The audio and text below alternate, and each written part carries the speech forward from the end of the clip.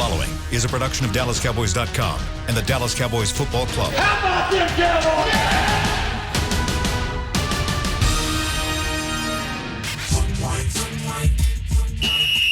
Let's go, baby! Are you ready for a break? Yes. Are you ready for a break? Absolutely. Ready for a break?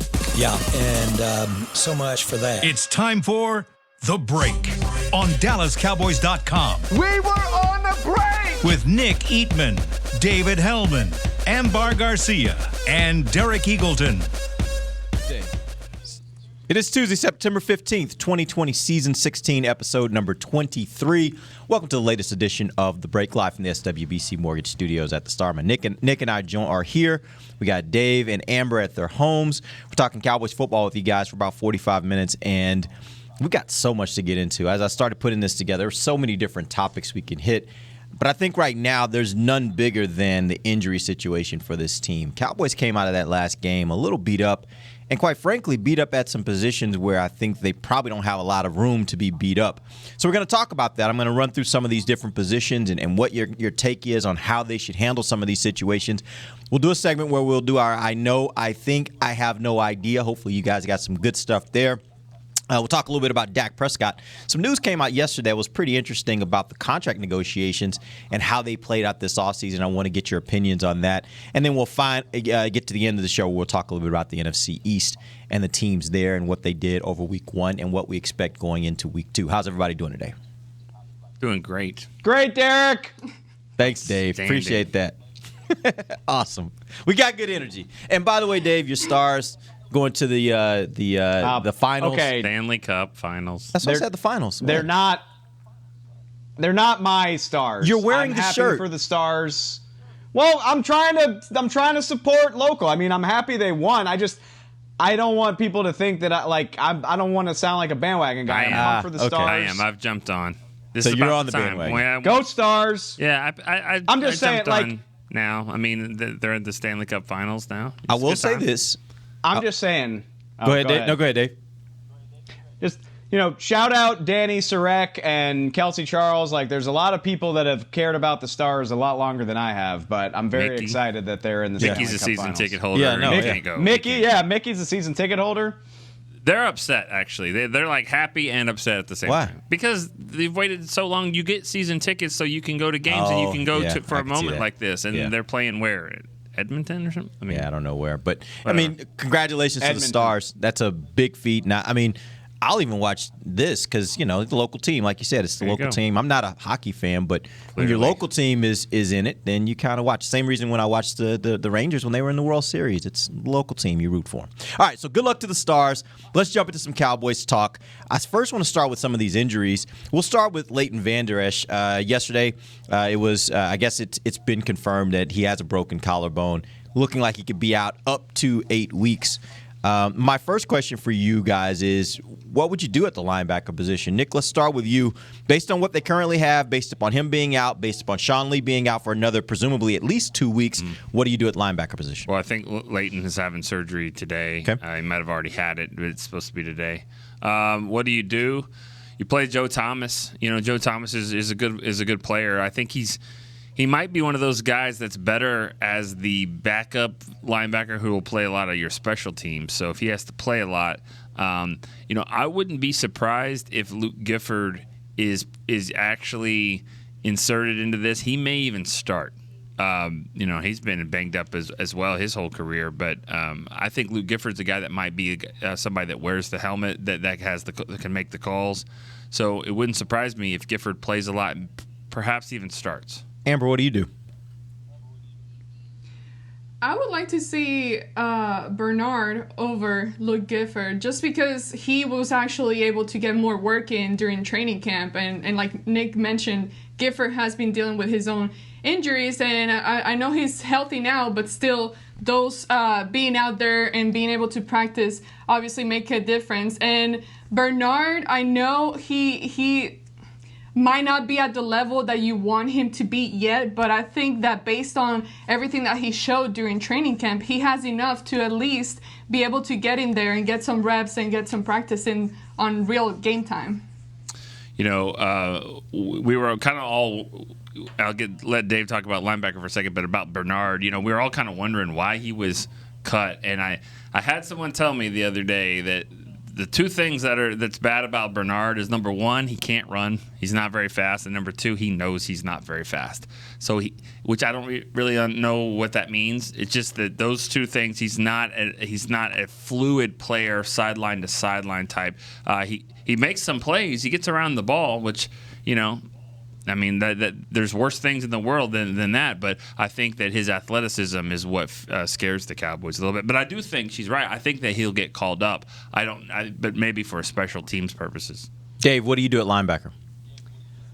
Yeah, I would guess Bernard gets called up to help account for Joe Thomas's special team snaps would be my guess. But overall, I think this is a situation where, look, nobody's excited about it, but I think you just kind of have to hold the line.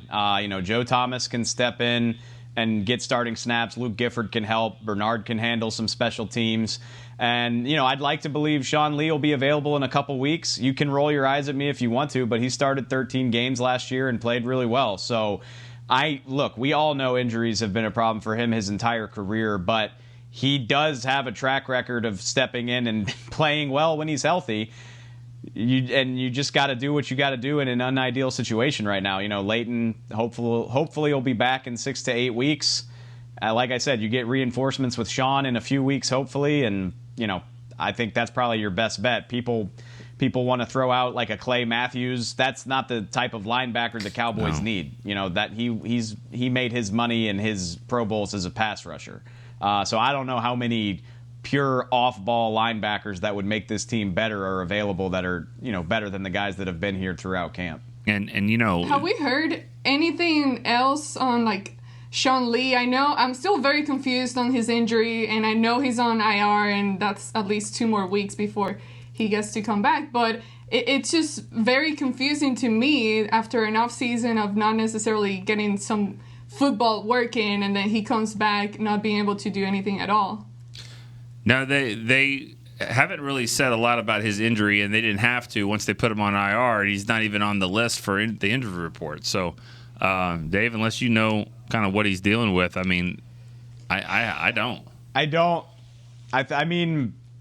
With Sean, I don't want to be reckless, but with Sean, soft tissue is usually a good guess. That's been the problem with him for most of his career. I know, he's done a lot of conditioning with Britt Brown, the director of rehab, all throughout training camp. But, yeah, they've been super quiet with whatever it is, which is sort of weird to me because we're used to talking about Sean Lee's injuries. So I don't know that that it should be extra alarming. But at this point, I'm taking them at their word that he can be available in the next 3 or so weeks. If that's not true, then it changes the game a little bit. But for the time being, with a game in 5 days, like I said, I think you are what you are for right now. I don't think any of us, and actually I should say all of us, agreed, I think, on Sunday. Jalen Smith didn't have his best game against the Rams. That all being said, I want you guys to we're going to go around. I want you guys to give me a number, 10 being the most and 1 being the least. How concerned are you with the linebacker position? Let's start with you, Amber. 8. I'm pretty concerned, honestly. And another thing that's she had the thumb. She had the thumb. 8. Yeah, she said it had the thumb. Oh. You didn't count the thumb. Yeah, there you go. Good job. I have my little thumbs out. No, I was going to say another thing that's very confusing to me is I know I watched Jalen Smith all throughout camp, and I know that these practices are very different from the real game, but at the same time, I just don't understand how you go from having such a great camp into playing the way that he did on Sunday. It's just... It doesn't make any sense to me. I was expecting him to be able to do a lot more, and unfortunately he did. So I am pretty concerned at the linebacker position right now. One of the I can offer you a bit of an explanation there. So go ahead, Dave. Go ahead. And that's, I think maybe we didn't do a good enough job. I think we did. But a thing that people have to remember about this training camp is we were watching them install their offense and defense. That's what that was. They were going through what they want to put in. They're not playing a game against each other. They're not necessarily trying to exploit each other. They're trying to get familiar with what they're going to be running on Sundays throughout the season on offense and defense. And so it's a lot different going against an install against your own team than the Rams sitting down and saying, this is what Jalen Smith doesn't do well, and this is how we're going to target it. I think those are two completely different things. And to fold that into my answer, yeah, I'm right there with you, AG. Like, having watched them play on Sunday and knowing that Leighton's not available, I'm at like an 8 because, Jalen Smith just looked like a serious problem, and then the guy next to him, Leighton, is out. It seems bad to me. The other thing I'll point out real quick, Nick, before I get yours is I think with Jalen Smith and what you saw during training camp, I don't think the Cowboys offense during training camp looked a lot like what you saw the Cowboys having a problem with the other night against the Rams. It wasn't a lot of misdirection. It wasn't a lot of screens. It wasn't the things that typically have hurt this defense over the last couple of years, particularly when they've played the Rams. And so I think maybe we just didn't see Jalen in that kind of situation. The other night, what it looked like was, again, Jalen was having a hard time diagnosing what was going on. Then he'd get out of position, and then he couldn't get off blocks. And so when you got those three things happening, it's not like it is not going to be a good day for you against a team that's doing that kind of stuff on offense. Question will be, was that just a bad game because he wasn't prepared for it, in which case you kind of wonder why wasn't he prepared for it?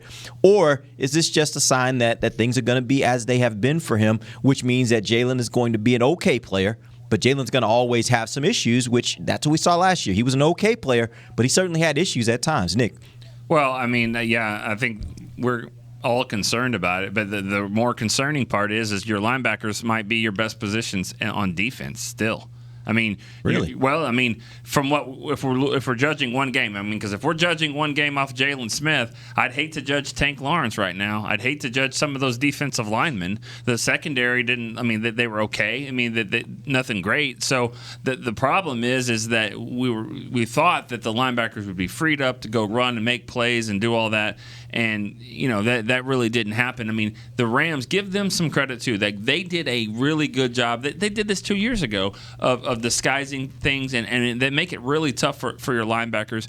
Somebody said this to me on Twitter, and I, nobody cares about excuses, but let's not be surprised that one team that's got 4 years with the coaching staff that's actually been to a Super Bowl actually come out and look way more prepared than another coaching staff that's never played a game in a preseason, done anything before. Like, that shouldn't be surprising. No one cares. No one's saying that excuses. I'm just saying one team has done this a lot, and at the very high level, one team hasn't, and it showed. But I think what we've been kind of at least sold, in my opinion, maybe not said explicitly, but what I think we've been sold is the fact that when you look at it, there's going to be this team was basically coming in, and it was an advantage that nobody had seen what they were going to do. Nope. That certainly didn't look like the case there. You knew exactly, like we all talk about, we saw exactly with the Rams what we had seen before from the Rams. And so you had one team that could look at film and actually see what they do, and they looked like they were completely out of sorts and didn't exactly know how to react to that. You had another team that nobody had any idea what they were going to do, and it seemed like, for the most part, they were able to neutralize a lot of that stuff. Yeah, and the main reason for that is because their offensive coordinator called the same plays he was calling last year. We saw bubble screens, pop passes. We saw all of those little reverse misdirection things in training camp. I didn't see anything like that during the game. I didn't see Tony Pollard do dynamic things. I didn't see CeeDee Lamb going in motion with fake reverses and things like that. I didn't see all that. Yeah. All right, let's go ahead and move on. Let's talk about Blake Jarwin. Blake Jarwin now is expected to miss the season with a torn ACL.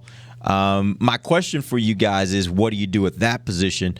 You do have a guy like a Delanie Walker who has been injured a lot during his career, coming off an injury, an older guy, but when healthy, pretty productive, and at least according to reports, he is sitting out there healthy. Do you look at maybe going out and getting a guy like a Delanie Walker to bring in to your team? Let's start first with you, Dave. Man, I lean toward thinking they have to, and I'm not sitting here trying to say Delanie Walker is the same guy that he was when he was on a Super Bowl team. I'm looking at his stats. He had an 800-yard season in 2017. That was the last time he made the Pro Bowl. Injuries have completely decimated his production since then. He had 200 yards in 7 games last year. If he's healthy, I would kick the tires because we already knew the tight end position was one of the thinnest on this entire team, and I felt good about it because that's how much I like Blake Jarwin. But to lose him in the first half of the first game, I mean, think about what you have behind him. You have, third-year pro Dalton Schultz, who, once again, he did not live up to the opportunity that he was given by Jarwin's injury. Sean McCune has never played an NFL game. Blake Bell has been, he's been a goal line package blocking role player his entire career. He got 8 snaps the other night. And then there's Cole Hikutini, who's been in the league since 2017. And if he's ever spent time on an active roster, it's not a long time. Like, you're not looking at a lot in the way of proven experience, and it's awfully scary. It sounds like they're not going to do anything about it this week, which, to be fair, a guy that you signed today probably wouldn't even be able to get in the building until like Friday. So it is what it is. But I don't know how you go through a whole season with that as your tight end core. Amber, what do you do at tight end? I agree with everything that Dave said. I don't see the Cowboys getting Walker right now.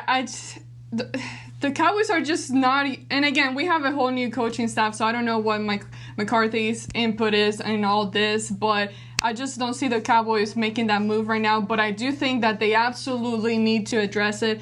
There is not much talent, and I'm not trying to hate on all the tight ends that the Cowboys currently have, but honestly, no one has done anything that is exciting, or that I would say, and Cole Hikutini would be the only one from that list that I felt that I saw making more plays during training camp. But then again, that was like, okay, a guy to have as in the depth chart and as a practice squad player to help out, not even to talk about like, oh, let's have him start in a game. So I just don't know. They're just going to have to change their game plan on this and try to, and I know we're about to get into that, Derek, but they just need to change it up and figure out a different type of personnel here. Speaking of that, Nick, why don't you tell me, would you consider the possibility of, am I boring you? No. Okay, good. No, I'm trying not to cough. Oh. Can't cough in not this in world. here. Yeah, Jeez. you can't cough at all. All right. Oh, boy. I'm getting nervous. All right. Got a glass here. So,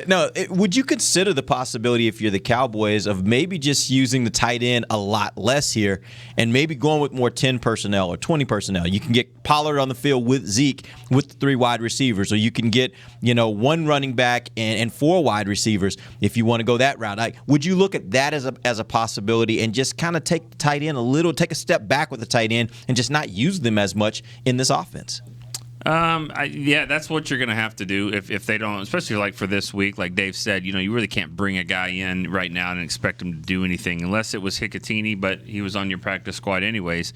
So, there's probably not a lot of confidence there. But I think you've got to get creative. We've already seen a little bit with the Antoine Woods, putting him at fullback. I like that, by the way. Yeah, I think that was a great idea. Yeah.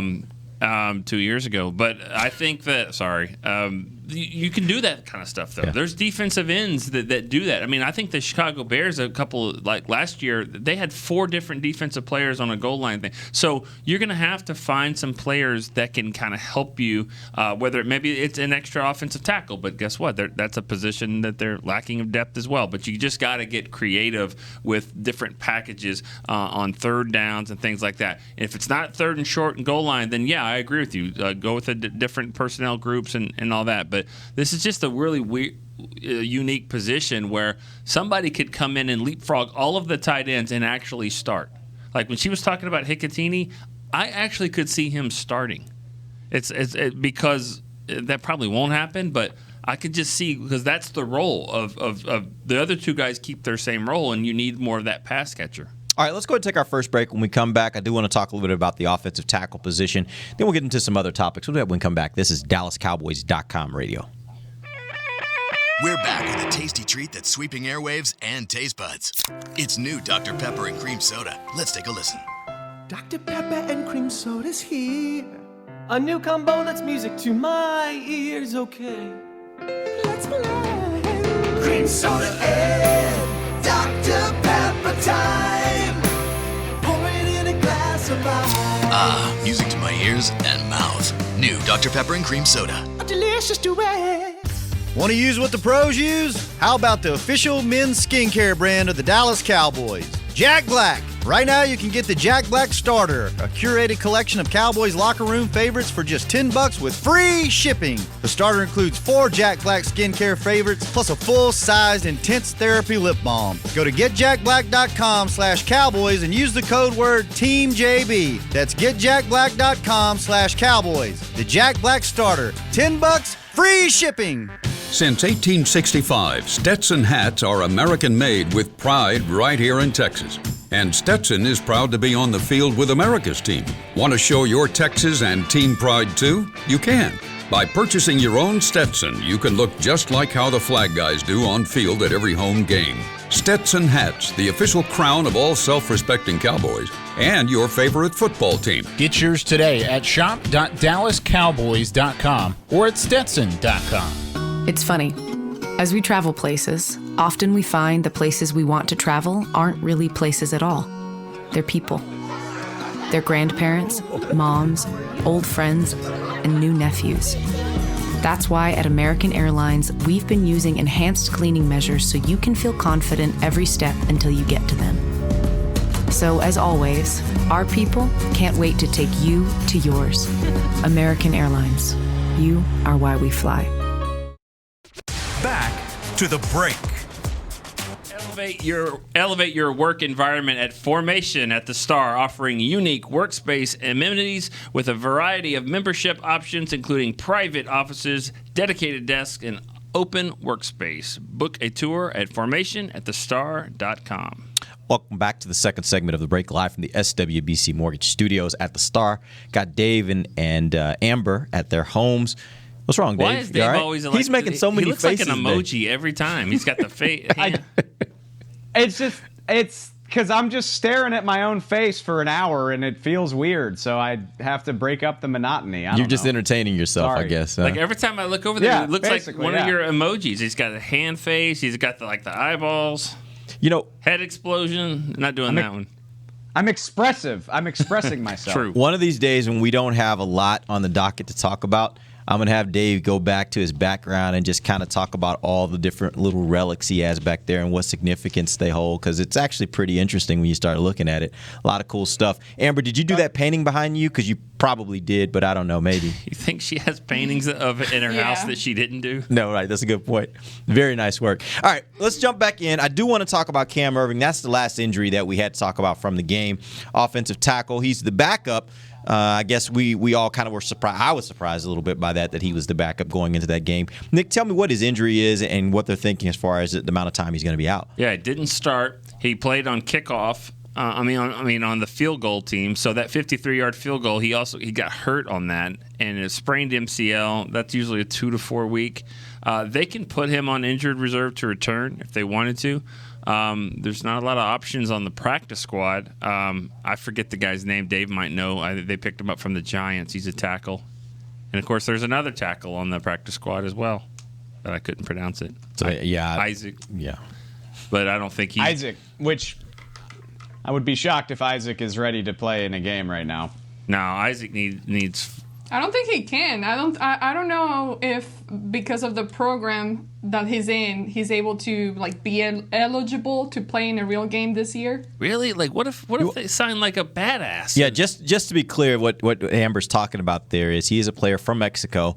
There are 4 teams. I think it's all NFC East teams that all have a player from another country, and it's a part of their international program of starting to integrate players from other countries into the NFL. And so basically the Cowboys get an exemption on their roster. He doesn't count on their roster. He's an extra guy, but it allows them to start integrating international players into the sport. But I wouldn't think they would just pigeonhole themselves of not being. If a guy was good enough to play, I'm sure they could. You would think so, but as long as you put him onto your active roster, which he would count, and then I don't think you would be able to put him on your active roster and him be still an exemption. I think maybe he's just an exemption as a practice squad player. He travels. I was surprised by that. When I saw him, he was the first guy I saw actually traveling. He had his bag and everything, and I was like, no offense to him, but he's the 17th practice squad player, I think. So I was like, well, if he's traveling, everybody's traveling. Everybody except for me. and Dave and Amber. I get it, but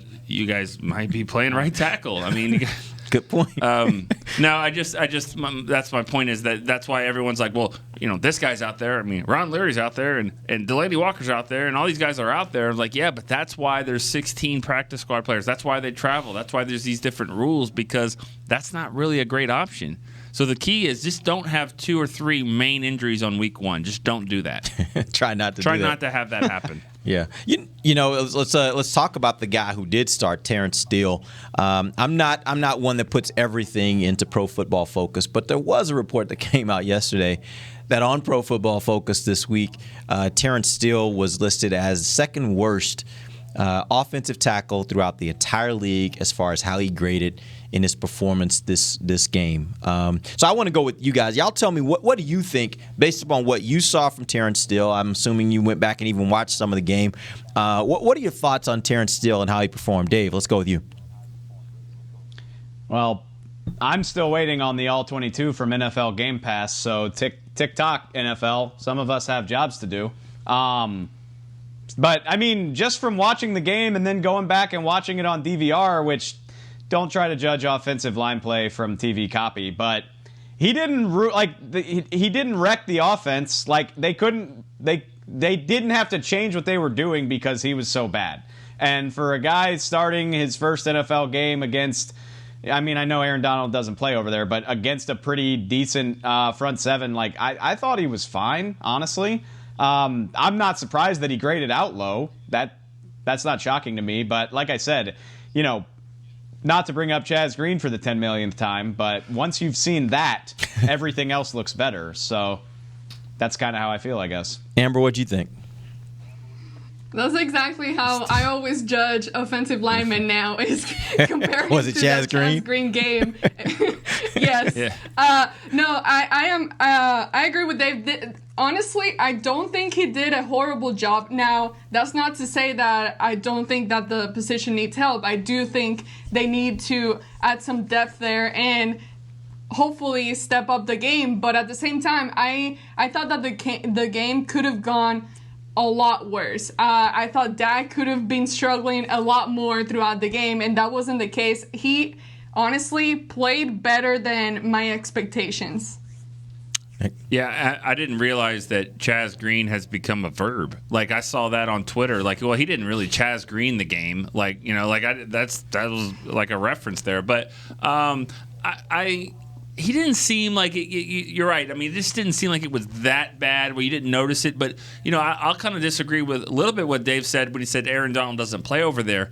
Well, he does, though. He does, because you have to atone for him in the middle. It's hard to double team the outside when you've got to deal with him. He is such a problem on the inside. Right. So, and then you lose your tight end. So there's not a lot of chipping going on there. And you don't have a fullback. So he was put out there. I mean, Lyle Collins needed to be out there, and that's and we're also forgetting that. I mean, it's only 2 more games of this. So I talked to Terrence after the game, and he said, he admitted that he struggled a lot there early on. He was real nervous, but then he settled down. Then he had that play at the end. But I think Brandon Knight is a better option. I consider Brandon Knight to be a bar, like he's like a bar fight type of guy. He's just going to go in there and just brawl. And it reminds me a little bit of Colombo. And I think he is just such a competitor. I would like to see him do it because we've seen him play before, and I think he would be okay over there. Do you guys think that maybe the Cowboys should consider going with a more nuclear type option and look at somebody like, I know we talked that Connor Williams hasn't done it, but should they look at that knowing that right now you look at the fact that Steele didn't play a great game. You look at the fact that your starting tight end is now out, so you're going to have Schultz on the field probably more, which he's not a great blocker. Yeah. And you look at the fact that that Cam Irving is now also going to be out for a while. Do you think maybe the Cowboys need to start reconsidering and saying, okay, right now you got Connor Williams at guard, you got Connor McGovern sitting on your bench at guard, you got Brandon Knight sitting on your bench as a guard as well. Maybe you ought to think about maybe moving one of those guards, maybe Connor Williams because he's done it before, to tackle and maybe put McGovern in there to play guard. Do you think maybe they should look at it like that?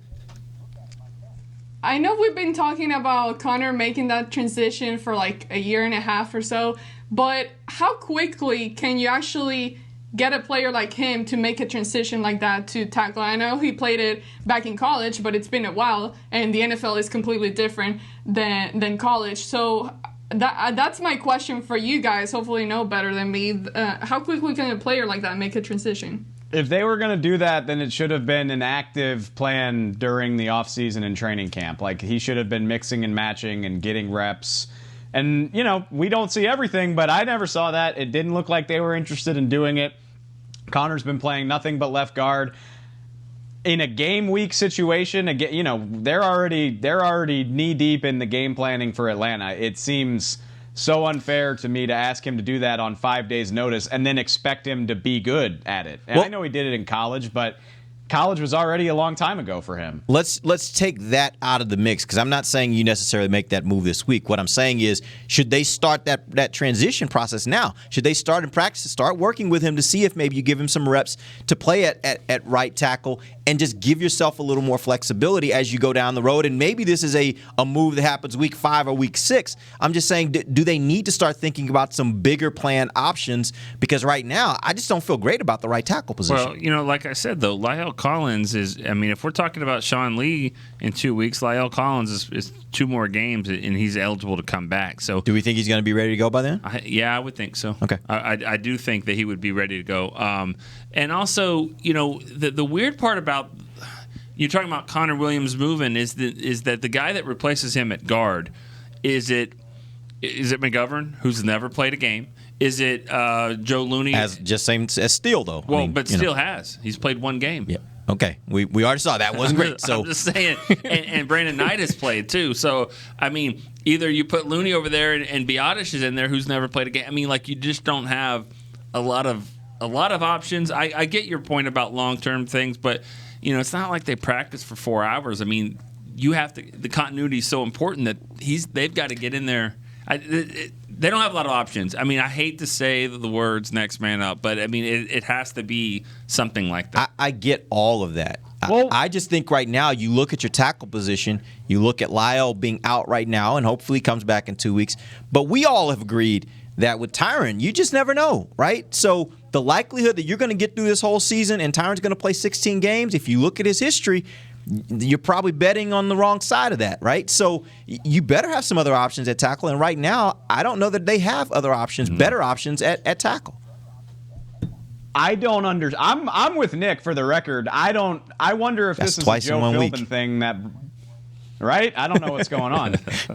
I wonder if this is a Joe Philbin thing that he looked at Brandon Knight and said, he's a guard, not a tackle, because he was a right tackle in college. He was pretty damn good at it in Indiana, made the team as an undrafted rookie, had to start for the Cowboys last year, and I'd have to go back and watch it, but I feel confident saying he played better when he was out there than Terrence Steele did the other night. So I don't really get it. That would be, if you're not satisfied with Terrence Steele, that would be my go-to, and then hope for the best with La'el. I don't get the Connor thing at all, because everybody dogs Connor for being the weak link of the offensive line. So you move him out to a new position that he's never played because he was a left tackle in college, and then we have no idea what Connor McGovern is either, for that matter. I hope he's a good player, but I don't know. So it just sounds like you're weakening 2 positions because you're scared of 1, in my opinion. All right. So what we're going to do, we're going to go ahead and take our final break. When we come back, I want to talk a little bit about this Dak report, this report on Dak's contract and some of the negotiations that were going on around that, and get your opinions on, if it is true, whether you think the Cowboys made a good decision. We'll do that when we come right back. This is DallasCowboys.com radio. Since 1865, Stetson hats are American-made with pride right here in Texas. And Stetson is proud to be on the field with America's team. Want to show your Texas and team pride too? You can. By purchasing your own Stetson, you can look just like how the flag guys do on field at every home game. Stetson hats, the official crown of all self-respecting Cowboys, and your favorite football team. Get yours today at shop.dallascowboys.com or at stetson.com. I'm Jay Novacek, former tight end for the Dallas Cowboys. Back in the day, I was the guy who always got the tough yards, and that's why I run with John Deere today. In fact, I have a John Deere 3025E tractor that can handle any yard work I need to do, even the tough yards way out back. So if you have 1 acre or 1,000, John Deere has the equipment that's just right for you. Visit a John Deere dealer today and run with us. We are the official tractor provider of your Dallas Cowboys. Want to use what the pros use? How about the official men's skincare brand of the Dallas Cowboys, Jack Black? Right now you can get the Jack Black Starter, a curated collection of Cowboys locker room favorites for just $10 with free shipping. The starter includes 4 Jack Black skincare favorites plus a full-sized intense therapy lip balm. Go to getjackblack.com/Cowboys and use the code word TEAMJB. That's getjackblack.com/Cowboys. The Jack Black Starter, $10, free shipping. We're back with a tasty treat that's sweeping airwaves and taste buds. It's new Dr. Pepper and Cream Soda. Let's take a listen. Dr. Pepper and Cream Soda's here. A new combo that's music to my ears, okay. Let's play.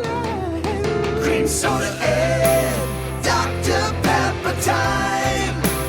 Pour it in a glass of ice. Music to my ears and mouth. New Dr. Pepper and Cream Soda. A delicious duet.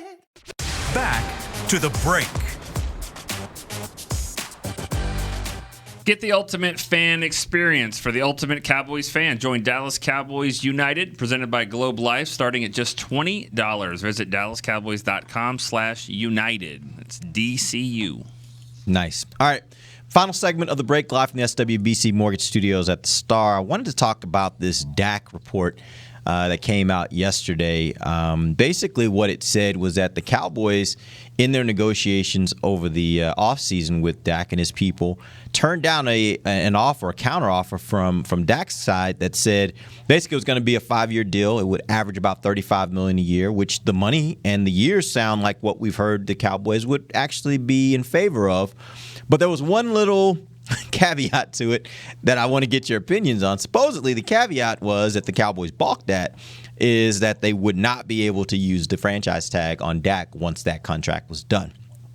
Now, don't know if that was true. We haven't heard that from the Cowboys, but I wanted to say, assuming that that is accurate, did the Cowboys make a wise decision there to not give up the franchise tag but get everything else that they wanted in that deal? Nick, we'll start with you.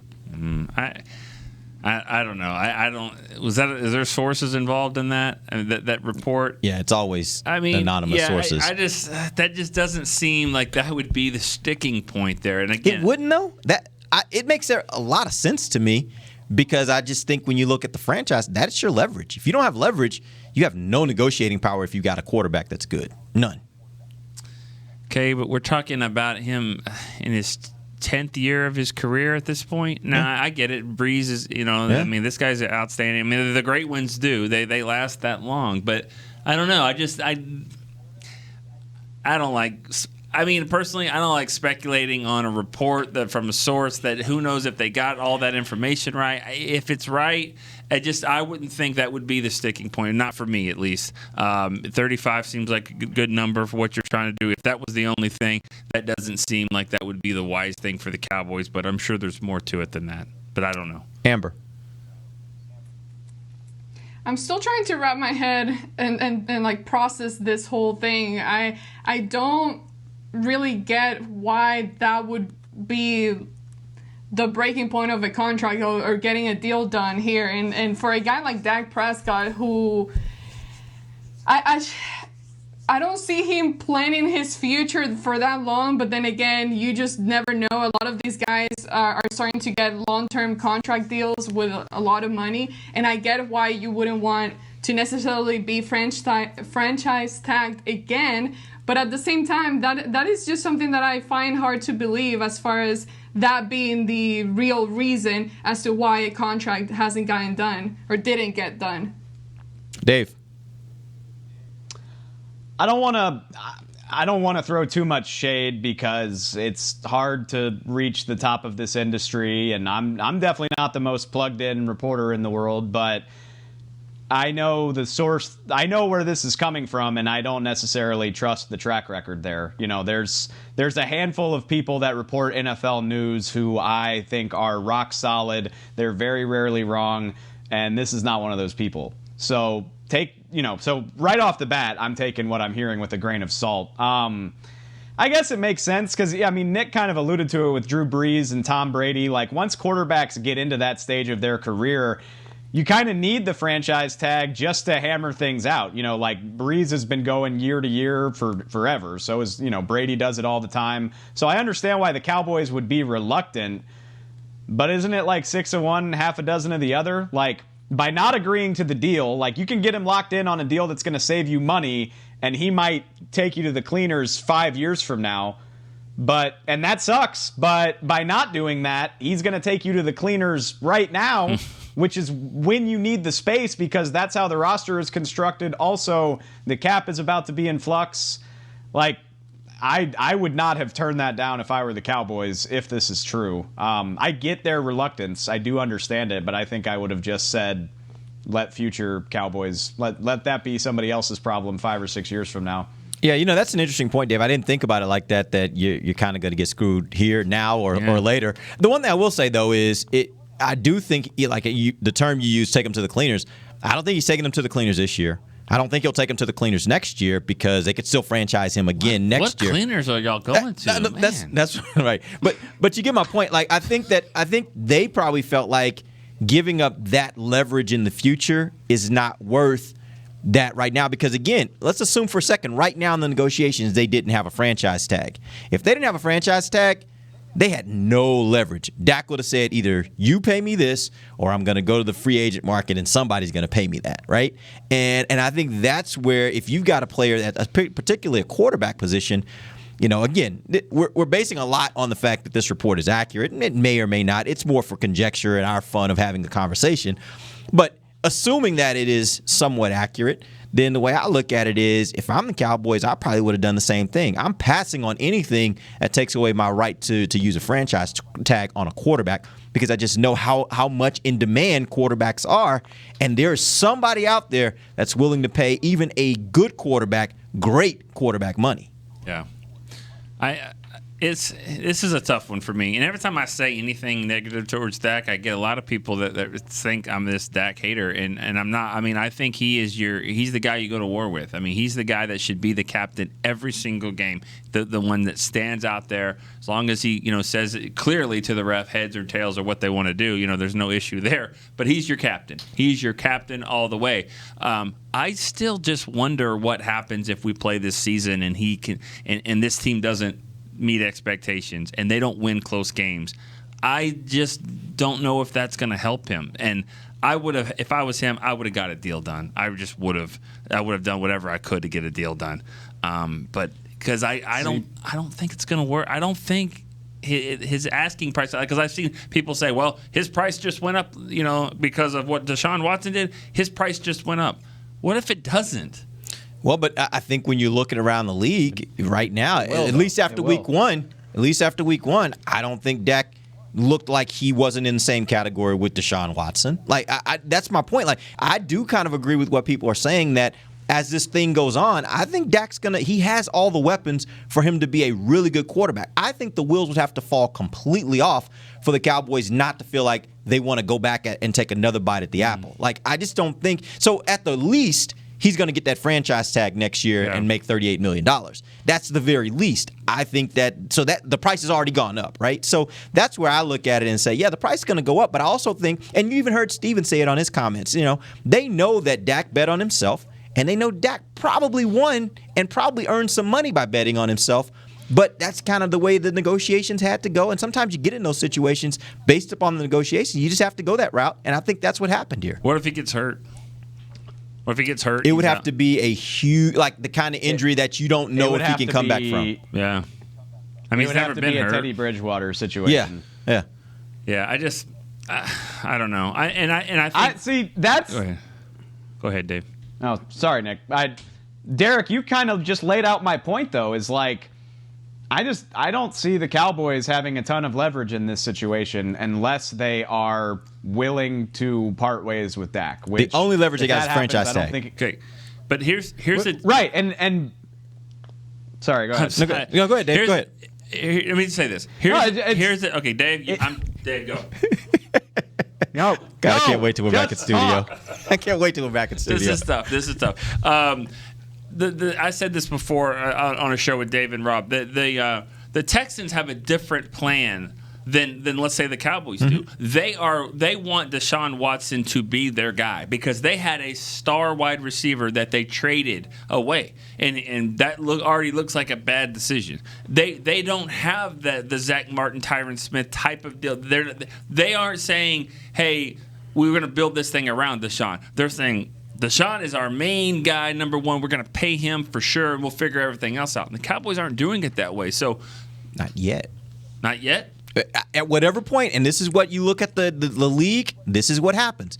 The moment you pay that quarterback that big contract is the moment you're saying we're going to have to start cutting back on the talent that we have at other places because the salary cap just doesn't work. I'm sorry. Otherwise. I love Dak. He's not good enough as a quarterback to do that. I'm sorry. He isn't. He isn't. That's the big question. I don't believe he's the guy that can just go win the game and not have a lot of help. I don't think he's. So you're going to go back to the drawing board. I'm trying to figure it out with him, but I mean, so we don't have to go to these world-class cleaners you guys are talking about.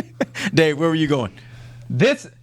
Nick doesn't realize it, but he's kind of making my point for me, is that the Cowboys, that's fine. If you don't think Dak is that guy, that's fine.